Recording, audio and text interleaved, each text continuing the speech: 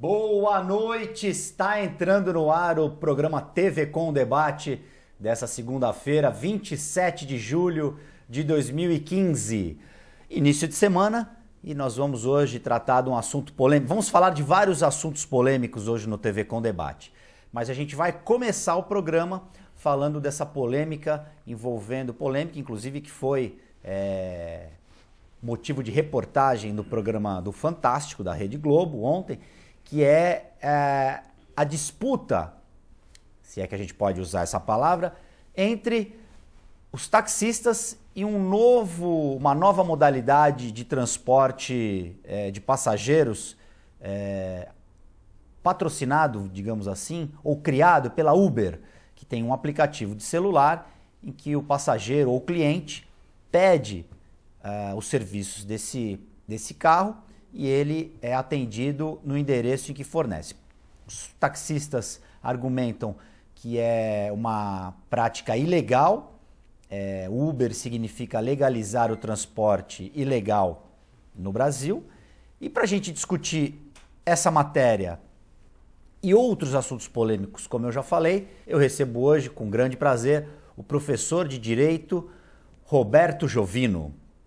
Boa noite, Roberto. Tudo bem? Prazer. Boa noite, obrigado por estar aqui no nosso programa. É um prazer. Me ajuda também a fazer esse programa o meu amigo João Vilela. Boa noite, João. Boa noite, Guto. Boa noite, doutor Roberto Jovino, que é muito orgulho estar aqui do lado dele.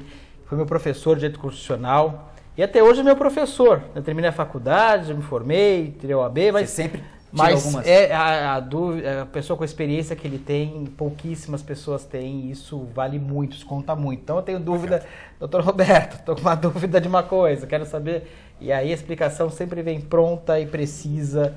E você nunca sai prejudicado. Não. Por isso que ele é professor. Claro. Eu aproveito esse começo de programa, professor e João, para colocar a seguinte situação.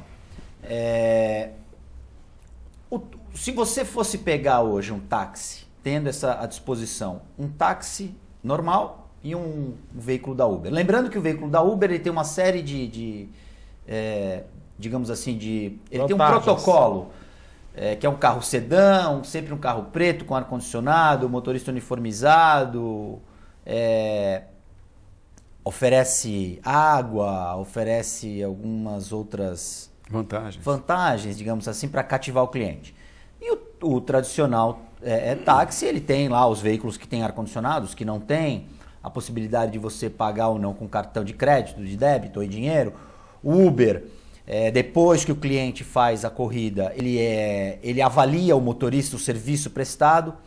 Não sei se a gente tem isso no táxi tradicional. Já fica aqui também o convite para o Guerra, para o presidente do sindicato dos taxistas, vir aqui. Vamos fazer um programa também com Guerra, com Antônio Carlos Salles Guerra, para a gente dirimir todas as dúvidas, para que o telespectador e o nosso cidadão tenha sempre as melhores informações e faça a melhor opção.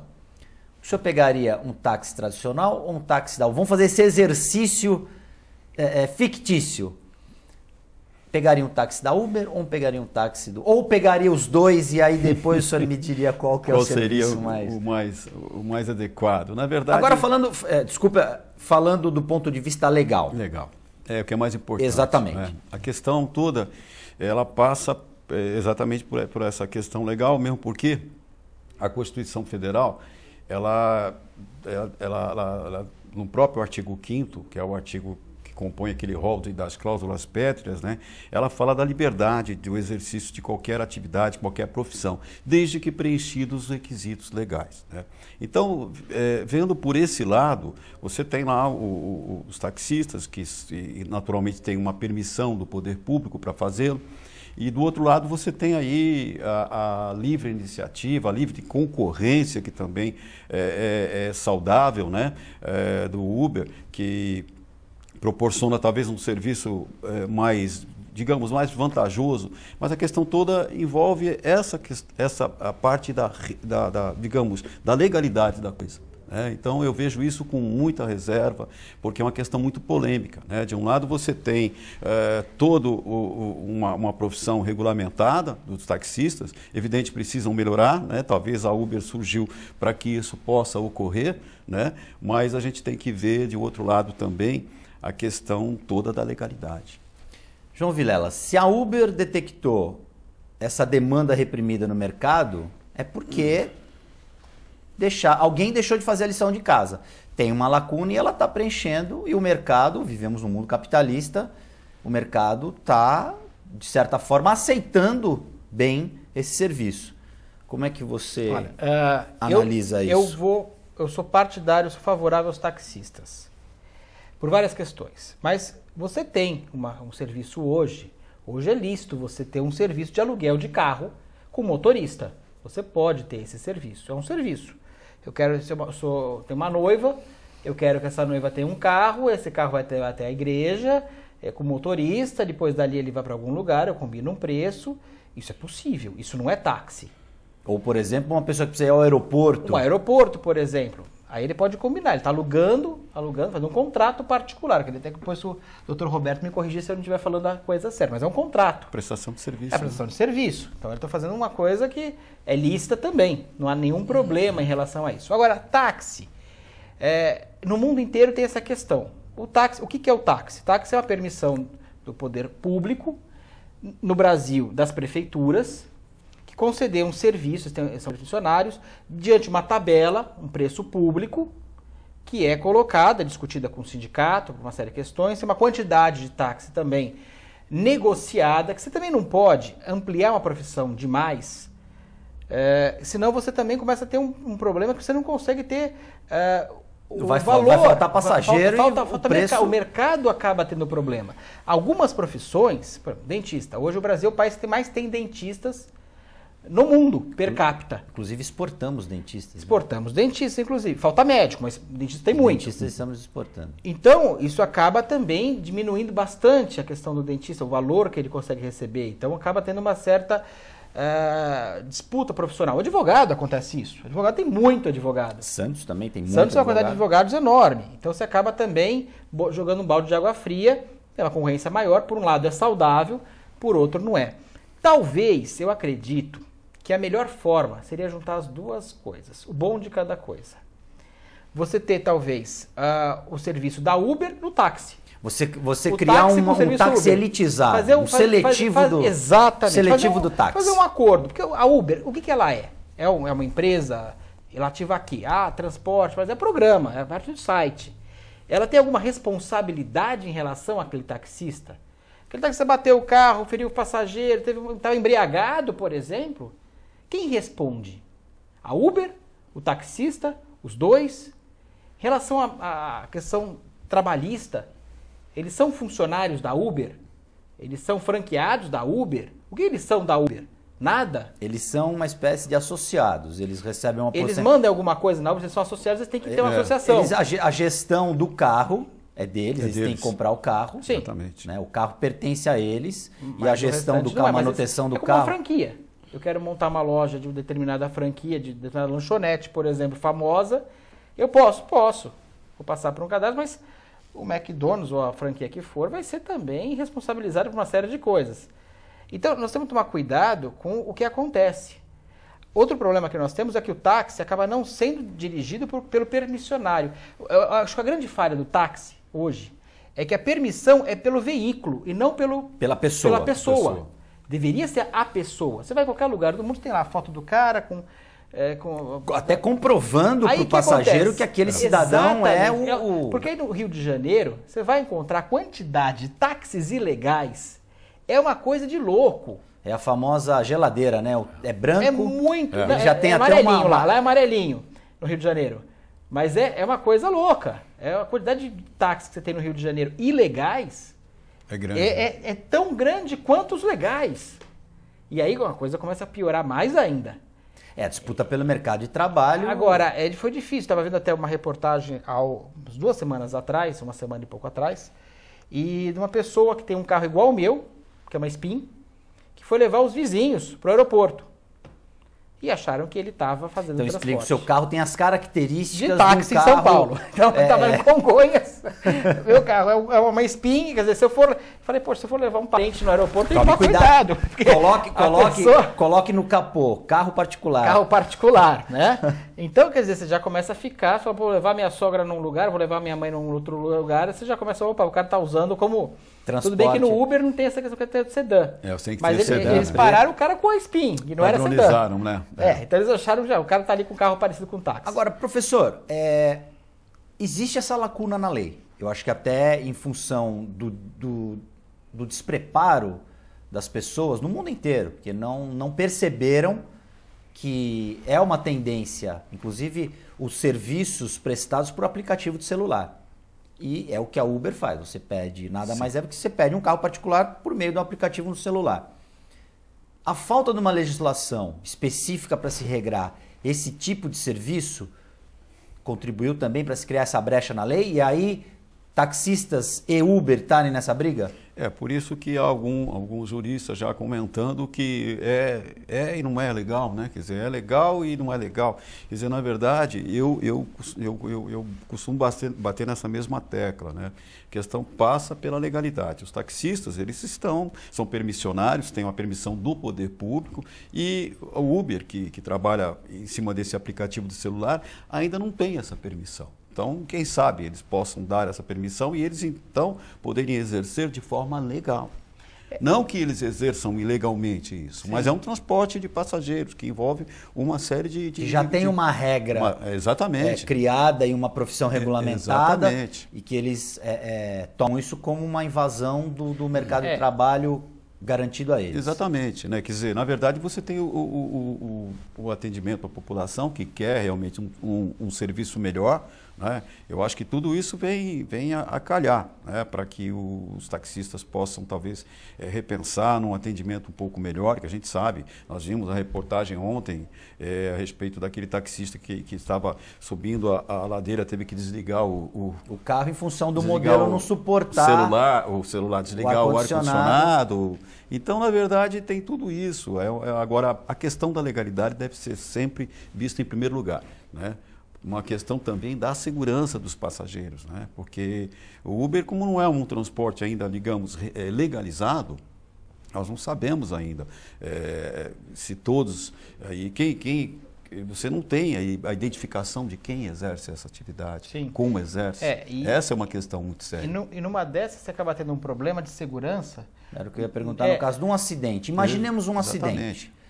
Quem é responsável? Então, num táxi comum, eles têm que pagar o seguro. Então, naturalmente, porque eles são, a maior parte são autônomos, né, que se afiliam a uma associação, né, e tem que pagar o seu seguro. Então, se ocorrer alguma coisa, naturalmente tem a seguradora que vai cobrir eventuais danos, eventuais despesas, né, o acidente que ocorra. E como é que fica essa questão do... E aí eu vou além. No terreno do direito, o motorista da Uber se envolve num acidente com outro veículo, ele, motorista da Uber, está correto. Porém, como a profissão não é legalizada, a outra parte, mesmo culpada, pode ganhar uma eventual ação? Essa é uma questão, por isso que se criou essa polêmica toda, né? Se a atividade que eles exercem é uma atividade legalizada ou não. A partir do momento que seja considerada como uma atividade não legalizada, há riscos nesse sentido. Ele se enquadraria, então, num transporte clandestino? Possivelmente. E aí sujeito a todas as penas... As penalidades da lei, né? Então... Vamos ver um outro lado, por exemplo. Se eu quiser montar uma empresa, a gente começou falando da noiva. Eu quero montar uma empresa de aluguel de carros. Eu posso. Uhum. Autorização, seu alvará da prefeitura e tudo mais. Eu quero colocar também a opção de motorista para esse carro. E nessa opção também a pessoa pode ser pegar lá em casa, pegar lá no trabalho, pegar lá num bar, na rua, onde ela quiser. É uma forma de distorcer. Agora, eu não posso colocar escrito táxi em cima desse carro alugado. E cobrar uma tarifa. Então, posso comprar por quilometragem, sem problema. Estou cobrando motorista por quilometragem, não vejo problema. Se eu não entender como Uber como sendo um táxi, eu vejo como legal. Você falar que ele é um táxi, eu vejo como ilegal. Táxi que eu digo, você colocar uma plaquetinha. Mas ele não se vê como táxi e não se acha como táxi. Ele não pode se vender como táxi. Exatamente. Ele vai ter que ver como aluguel de carro com motorista. Um serviço de aluguel, de táxi com motorista. Aí ele consegue até recolher impostos. Ele vai entrar em outra classificação. É uma outra coisa. Nessa categoria você não vê problema. Eu não vejo problema se ele não for um táxi. Agora, se ele ter ponto de táxi, não pode estar no ponto de táxi. Eu não posso sinal na rua e chamar. É isso que eu ia colocar. Esse contrato que eu faço pelo celular é um contrato. Eu devo ter que baixar um aplicativo e aceitar. Tudo bem que é um contrato normal, você vai ter aceitando como você aceita qualquer contrato de um serviço. Aí eu vejo de outra forma. Não é um táxi. É um carro. É um serviço de motorista particular. Vai concorrer com táxi? Aí isso é outra questão. Vai concorrer com táxi. A hora que você liberar isso aí, você concorre com táxi. Só que ele está descaracterizado como táxi. Ele é um carro particular. Não tem nenhum adesivo, a prefeitura não regulamenta. E aí talvez seja a questão também do sindicato dos taxistas, todo o Brasil, se unir. Falar, não, peraí, nós vamos competir com esses caras. Nós vamos ter que ter força, nós vamos ter que fazer alguma coisa. Vamos criar um aplicativo também. Vale a pena você também ter... Existe hoje um aplicativo dessas associações de radiotáxi. Sim. De você chegar lá e você pedir e chegar. Porque uma das personagens da reportagem do Fantástico ontem era ex-taxista e que com a experiência e com os clientes foi para Uber e, segundo ela, melhorou para ela. Então são serviços... Olhando como serviços diferentes, eu acho possível. Olhando como o mesmo serviço, eu não acho possível. Na tua avaliação, então, não pode haver uma concorrência. Eles têm que trabalhar juntos, mas não concorrendo. A concorrência sempre existe, né? Sim, vai ter concorrência do táxi com o ônibus. Sim, sempre existe. Com o seletivo. Há uma concorrência. De qualquer forma, há uma concorrência de alguma coisa. Há uma questão, até, não sei se foi um programa contigo, foi contigo. A gente entrevistou dos motofretes, né? Que a questão é também do mototáxi. E aí? Isso entra, não entra, pode, não pode, vai, não vai. Tem lugar que tem regularizado, tem lugar que não está regularizado.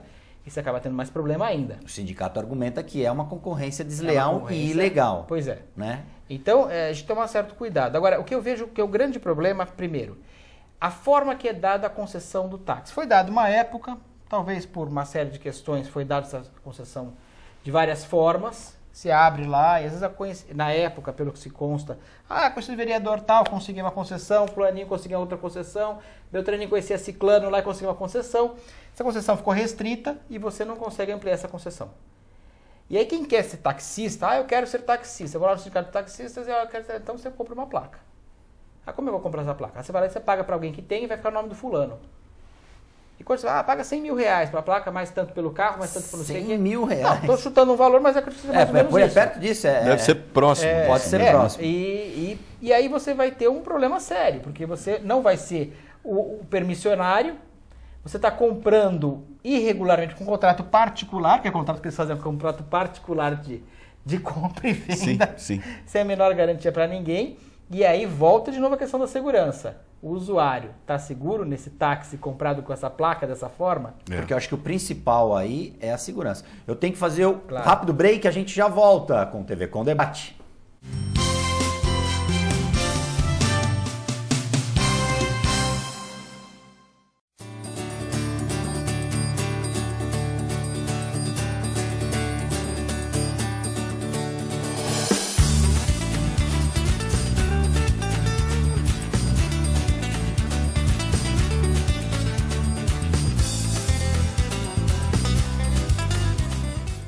Você que não pode ir até a sua comunidade, a comunidade quer ir até você em sua casa, em seu lar.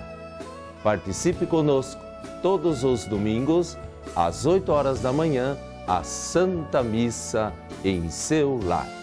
E fique com Deus. Apoio Visão Laser.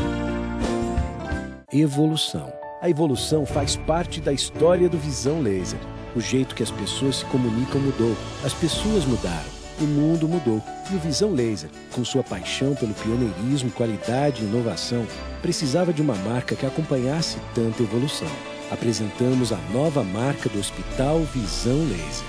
Visão Laser. Sua visão é o nosso sentido. Dr. Colombo Barbosa, diretor técnico médico, CRM 19555.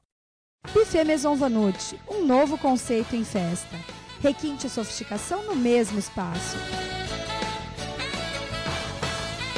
Atendemos todos os tipos de eventos, aniversários, casamentos, festas infantis e confraternizações. Venha conhecer nossos ambientes e faça o seu orçamento. Buffet Maison Vanout, Avenida dos Bancários, 42.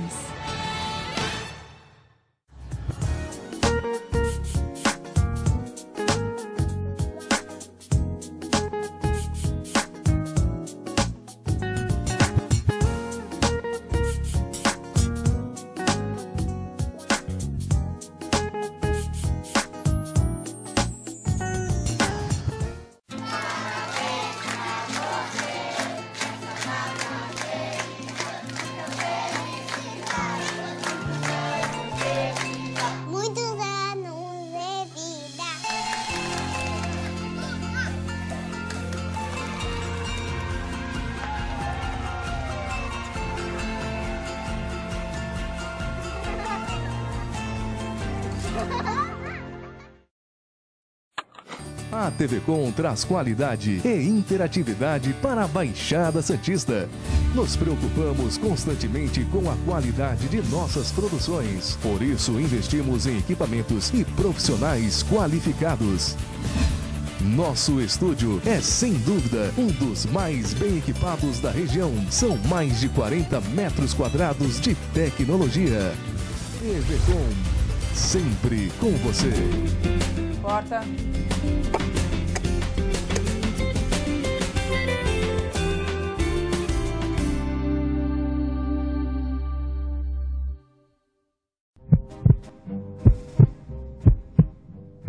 Alô, amigos da TV Com, eu quero convidar vocês a participarem da Ação do Coração. Esse ano, domingo, 2 de agosto, no Gonzaga, de frente à Praça das Bandeiras, um mar de corações de frente para o mar. Participe confeccionando um coração de tecido, colocando dentro dele as suas melhores intenções, desejando bem sem saber a quem. Abra a gaveta, abra o armário, abra o coração e participe da campanha também, doando agasalhos, alimentos ou brinquedos usados em bom estado que serão enviados para o Vale do Ribeira. Ação do Coração. Estamos doando amor. Venha você doar também. Vem!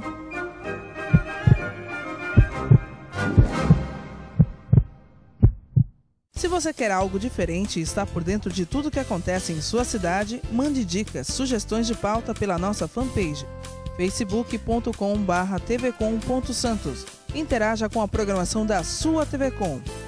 TV Com, interagindo com você. Eu quero convidar todos para assistirem o programa Esporte e Companhia. Não é isso mesmo, Roberta? É isso aí, Edu. Todas as segundas às 22 horas. Aqui na TV Com, canal 11 NET.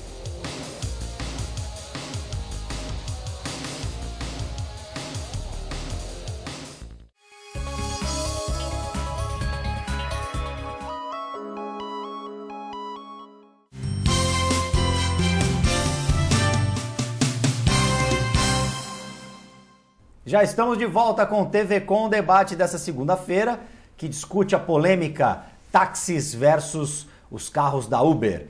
Para isso, a gente recebe hoje aqui o professor de Direito, Roberto Jovino, e o João Vilela.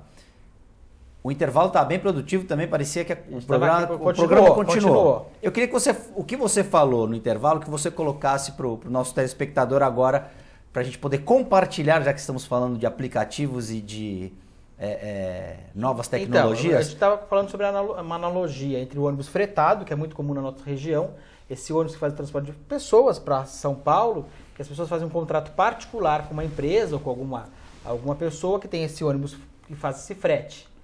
E o ônibus da ponte rodoviária, Santos até Jabaquara. Terminal Jabaquara.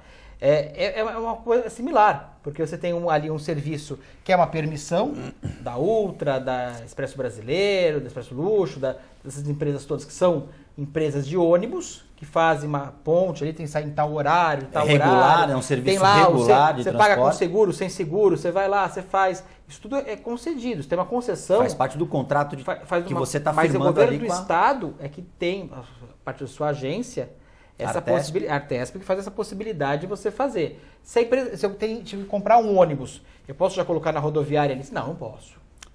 Eu não vou poder. Não pode. Até a Expresso Luxo teve um problema muito sério no começo em relação a isso. Exatamente. A Expresso Luxo... O próprio táxi. Voltando um pouco era no Uber, tempo, era um o Expresso Luxo eram carros... Era um Uber, hein? Né? Não tinha essa permissão. Até curioso. Da prefeitura não tinha. Foi bom você lembrar, porque eram carros que as pessoas iam... Eu me lembro que eram Opalas. Olha, o primeiro Uber eram 5 caixambó. Sim, olha, eu sou da época do Opala. Tá vendo? Não, eu também do banco, da época do Opala. Do banco... Sem o câmbio na direção. Isso, é vermelho. Aquele banco contínuo, quer dizer, e o motorista mais 2 passageiros 5 na pessoas frente. podiam ir além do motorista. E 3 atrás, se fossem magrinhos, davam 3 na frente, 3 atrás. E nós criamos o Uber, então. Exatamente. E você aí, se não me engano, cada passageiro pagava uma fração da passagem.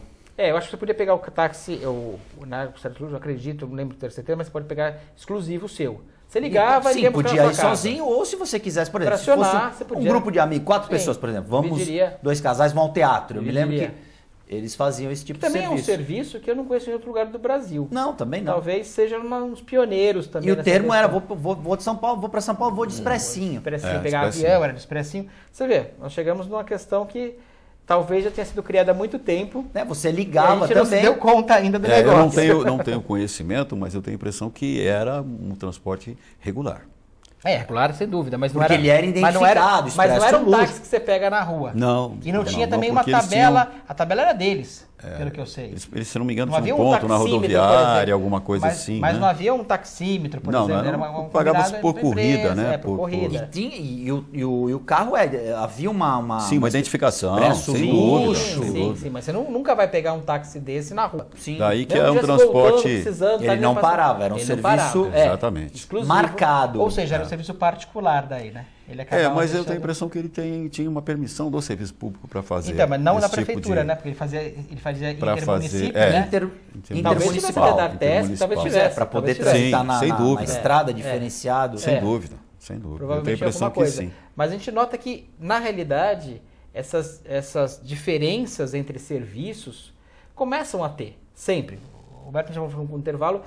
Em São Vicente você não tem ônibus municipal. Você tem intermunicipal ou você tem as vans, que é uma associação, são as lotações. As lotações, exatamente. E aí aí teve uma permissão da prefeitura. Sem dúvida. E aí você tem que ter uma série de questões. Você vai entrar no Código de Defesa do Consumidor, por exemplo, se você entrar pelo CDC, o que é o Uber, por exemplo? É um contrato particular de 2 particulares? É um contrato é um contrato de adesão ou não? Então é uma questão mais ampla do que a gente Professor, imagina. Sem sombra de dúvida, é um contrato inicialmente de prestação de serviço. Particular. Né? Ainda não está, digamos, legalizado, né? Então é considerado um contrato de serviço particular. Mas eu vejo como uma alternativa. Uma alternativa que se criou. Agora, é necessário que esse serviço, esse tipo de transporte, seja regulamentado, para que ele possa atender a população de uma forma legal, preenchendo os requisitos legais. E que o usuário também se sinta seguro em ter esse trabalho, ter esse serviço e ao mesmo tempo, também os taxistas... Tem talvez... que a grande questão é que o preço foi o grande diferencial. Se o Uber custasse caro, talvez isso não aborrecesse os taxistas. É que o Uber vem competir justamente vem competir na questão do preço. No preço e na qualidade, me parece. Então, né, as duas coisas são... Serviço diferenciado. Então a gente tem que tomar um certo cuidado para não... Porque o taxista é uma profissão difícil. É uma profissão extremamente difícil. Às vezes a pessoa pega uma corrida, você tem que levar até um determinado lugar, você não sabe com quem você está lidando ali. Exatamente. Talvez eu acho que a melhor junção ainda seja Uber com taxista. Talvez tenha uma criação de uma nova categoria no meio do caminho. Porque nos aeroportos existe também um táxi diferenciado. Aquele de Guarulhos, que tem aquele táxi Guarulhos. Isso, que também é um carro padrão, é um carro sedã, se não me engano é prateado. Ele tem branco uma prateado, faixa abóbora, alguma coisa... Tem um azul. Para dificultar justamente que se façam carros iguais, para diferenciar dos táxis comuns. Sim. Eles só podem atuar naquele entorno, limite, ou enfim, dentro daquele limite ali do aeroporto. Não seria o caso também de se fazer o mesmo com a Uber? Ou vocês acham que aí já ia começar a interferir muito no direito de ir e vir? Olha, eu só posso ir até aqui, eu só posso ir até ali. Também limitaria, né? Sim. A atuação, como você não tem uma limitação de um táxi, você pode pegar um táxi aqui e ele te levar para São Paulo. Sim. Você combina a corrida, ele não pode voltar com um motorista de lá. Não pode fazer uma corrida de volta. É um grande problema que você tem, por exemplo, hoje. Você pega um táxi, eu quero ir para São Vicente. Você vai com um preço muito acima. Você vai na bandeira 2 sem ser bandeira 2. Ou você vai num preço que ele vai entender. Bom, eu vou, mas na volta eu não posso pegar ninguém. Também é uma coisa complicada. Eu também acho. E outra coisa a atividade fim dele é transportar pessoas. Não naquela cidade. Existe a questão toda. Vocês podem perceber que tudo isso passa por uma questão da legalidade. Né? Pois é. E aí a gente tem um problema sério, por exemplo, que cada cidade determina certos conceitos que você tem que ter táxi. Agora, por exemplo, Santos colocou que os táxis têm que ser brancos ou prata. Ou pratas, né? Tem 7 anos para se adequar a tudo isso. Com a faixa tem que ter tanto tempo de produção, o táxi tem que ser tanto tempo, tem que ter 4 portas, ele tem que ter a faixa verde no padrão XYZ. Tem que ter o logo da prefeitura. Tá. Aí São Vicente, não, aqui a gente tem que ter assim, assim, assado. Aí Guarujá já fala, não, é outro jeito. Para é outro jeito. Então, cada prefeitura faz o seu jeito. E aí, o que acontece se você pegar um táxi daqui de Santos e ele pegar um passageiro em São Vicente? Ele não pode. A briga e outra questão, tem o ISS, a questão de impostos. Também onde ele recolhe o imposto, o município que ele recolhe o imposto. Você presta o serviço. Exatamente. Tudo então, isso. Se eu pegar um Uber e for até São Paulo, eu passo por Cubatão, eu passo por Santos, eu prestei serviço em todas as cidades, mas o contrato foi de Santos. Mas o que se entende é que a prestação de serviço, o local de prestação de serviço. Então, transporte, a coisa vai longe. É muito polêmica a coisa, sem sombra de dúvida. Isso aí até... Vai parar nos tribunais isso, professor? Pode ser que sim, viu? Pode ser que sim. Eu tenho a impressão que no andar da carruagem deve parar nos tribunais, com certeza. Já não está. Já não tem uma medida. A indicação que a gente teve foi já dos advogados estarem falando. Mobilizando. Os sindicatos já devem estar recorrendo à justiça para... Nesse caso, professor, como é que legalmente, pelas vias legais, como é que se interromperia, por exemplo, hipoteticamente, um serviço prestado nesse perfil? Na verdade, é uma liminar? O próprio, sim, dependendo do que for questionado, né? O judiciário sempre tá de portas abertas para determinar, para solucionar conflitos. Esse é um princípio constitucional, né? Que o judiciário tem que, na medida em que ele é acionado, então ele vai, da maneira como ele for acionado, ele pode, inclusive, digamos, paralisar essa atividade momentaneamente, até que seja solucionado num processo normal mesmo, mas isso pode ser uma liminar, por que não? E aí, nesse caso, sendo um aplicativo, um programa virtual para smartphone, quem seria a figura física para ser citado? Essa é uma questão. A sede da empresa, essa é uma questão, né? Tem que ter uma sede no Brasil. Obrigatoriamente. Sim, você não pode ter empresa sem ter... Que ela opere num outro país, gerenciando um trabalho. Pode, até aquela questão que a gente estava conversando antes de começar o programa, tem um site agora, não sei se as pessoas estão sabendo, chamado Tudo de Todos, que é... Bem sugestivo. É sediado numas ilhas francesas, tanto é que é .com.es, que é SE, é Island, não sei o que lá. E esse site dá todas as informações, mediante algumas gratuitas, mas outras mediante pagamento, de quem você quiser. Sim. O que é uma loucura, com dados, pasmem, da Receita Federal. Lógico que regularmente, isso sem dúvida nenhuma.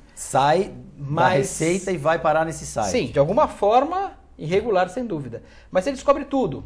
CPF, RG, nome dos vizinhos, onde mora, onde morou, onde estudou, o que faz, se o nome está no que bens tem, sujo. Que bens tem. Olha que interessante. Porque se são dados da Receita, imagina naturalmente... Imagina isso na mão de um sequestrador ou de um estelionatário. E você tem isso no Brasil, só que não está sediado aqui no Brasil. Está lá fora, o que complica bastante. Para você... Nós temos vários sites que têm esse grande processo. Site ainda é nebuloso o negócio. Bastante, né? Principalmente para se conseguir rastrear da onde que está vindo determinada mensagem ou determinado sinal, para você responsabilizar efetivamente quem está cometendo o eventual crime. Você compra um produto por site, um site americano, um site chinês, um site europeu. Você compra esse produto. O Mercado Livre, por exemplo. O Mercado Livre. O Mercado Livre entra noutra seara, mas num site desses que existem, que muita gente traz mercadoria de fora através desses sites. Você pode aplicar o Código de Defesa do Consumidor? Esse é um... Para quem? Como lá fora? Pois é. Como é que você vai exigir os direitos? Você pagou, não recebeu, e aí o que você faz? A transação está sendo feita no Brasil. Exatamente. Sim, mas... É um risco, né? A empresa sediada lá fora, está tudo lá fora. Ela só vai mandar mercadoria para você. Você já fez esse tipo de transação ou não? Não, eu não faço dessa forma de site, não. Nem partiu nem para você, pessoa física? Não. Comprar, por exemplo, Não, de forma alguma. Pela insegurança, computador? Né? De forma alguma, de forma alguma. Até sei de algumas empresas são sérias. De amigos que fazem, compra de algumas empresas são sérias, mas eu não faço. Aliás, eu não faço de site, nem no Brasil. Poucas coisas, eu só compro alguma coisa. Isso que eu ia te perguntar, você usualmente... Já fiz algumas coisas, não vou falar que nunca fiz. Mas é pontual. Só se eu conheço o produto, se eu vou na loja, se eu testo o produto, se eu vejo se aquele produto e aquele site é de extrema confiança, se meu computador é de extrema confiança também, que eu estou usando, além do dele, tem que saber o meu. Sim. Tudo bem que ele tem responsabilidade objetiva em relação a tudo, a cobrança tem que ser segura, aquela questão toda, mas eu vou ter que brigar depois com ele, tem que evitar brigar. Porque briga sempre alguém vai perder. Exatamente. Às vezes os dois. Então, eu evito ao máximo. Porque nada como a compra em física. Física. Você pegar, sentir... Analisar os detalhes. Nunca. É muito comum. Eu vejo por uma questão que eu vendo. Eu vi uma panela assim, assada, tal, não sei o que, tantos reais.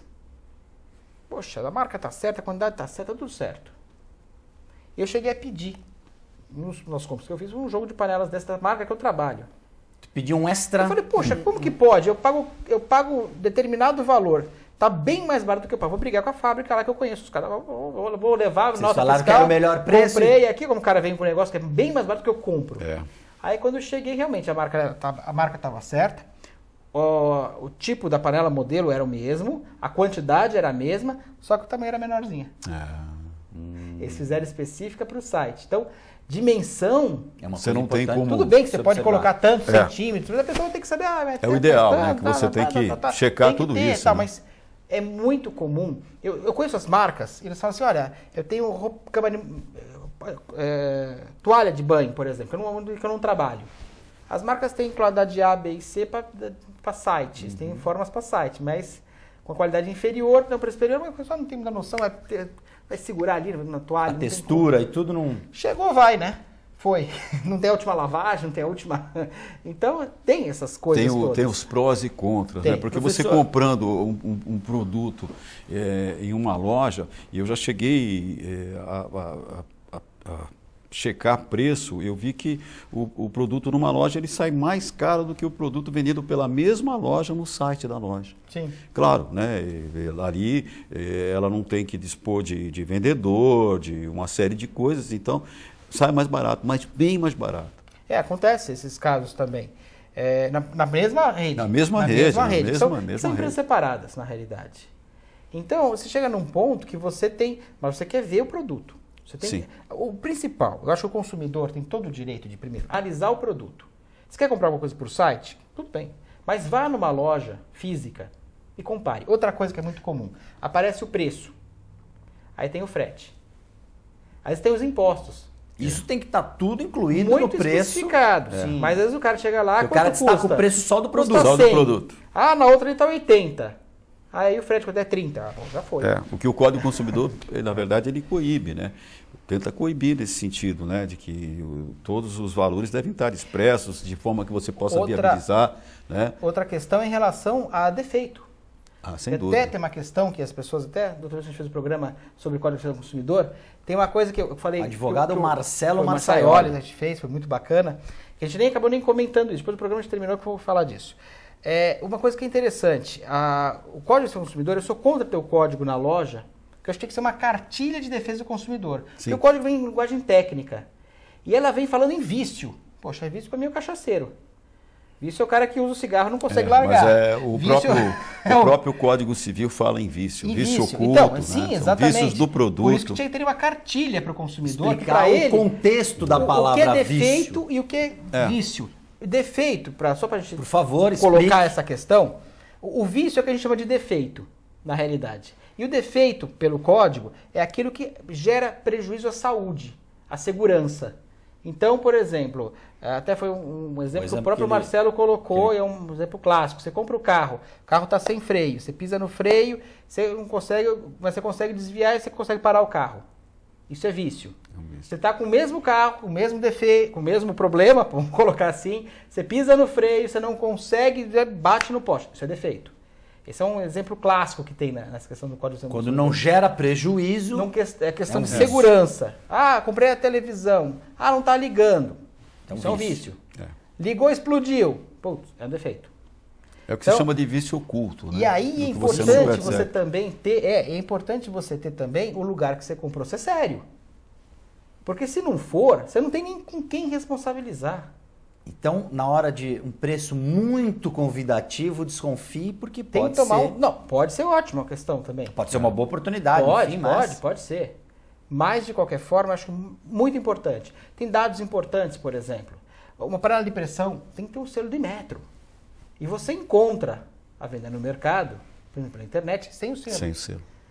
Como é que vai fiscalizar isso lá? Não é difícil, já chegou na sua casa. Com certeza. Eu queria abordar um assunto, nós estamos chegando no final do programa. Professor, um grande filão nos cartórios, é isso? Para bacharéis em direito? Sem dúvida, sem dúvida. Eu queria que você explicasse isso rapidamente. Nós estamos chegando ao final, não podia deixar de terminar o programa sem falar dessa questão que essa porta que os cartórios estão abrindo agora. Na verdade, após a Constituição de 88, é possível que os bacharéis em direito, né, e aqueles que têm mais de 10 anos de atividade de cartório possam, através de um concurso público, pleitear ou para que seja tabelião ou oficial registrador, né? Então é uma fatia de mercado muito importante para os bacharéis de direito.